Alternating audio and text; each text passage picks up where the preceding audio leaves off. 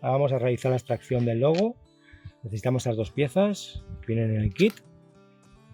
Es muy sencillo, solamente hay que introducir la pieza negra y por debajo introducimos la naranja. Mirad qué fácil sale el logo. ¿Veis? Ya lo tenemos, sin haber hecho ningún tipo de daño a nuestro capó.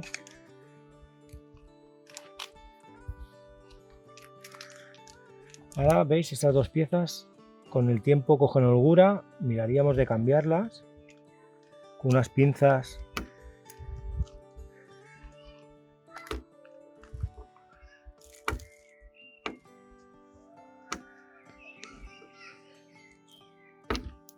Salen fácilmente.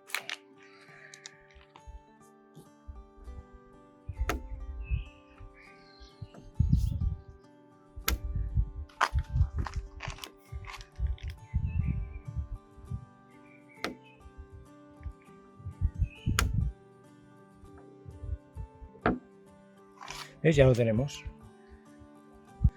Y ahora ya solo toca introducir el logo y las dos piecitas de plástico. Limpiamos un poquito.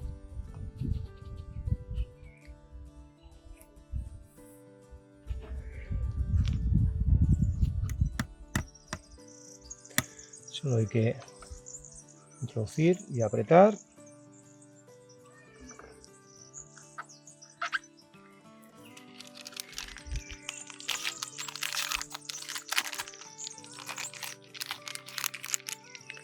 ¿Veis? Luego viene protegido. Vamos.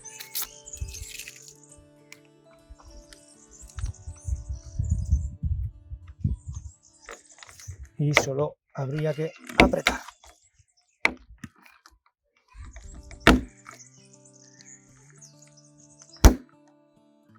¿Veis? Ya lo tenemos montado.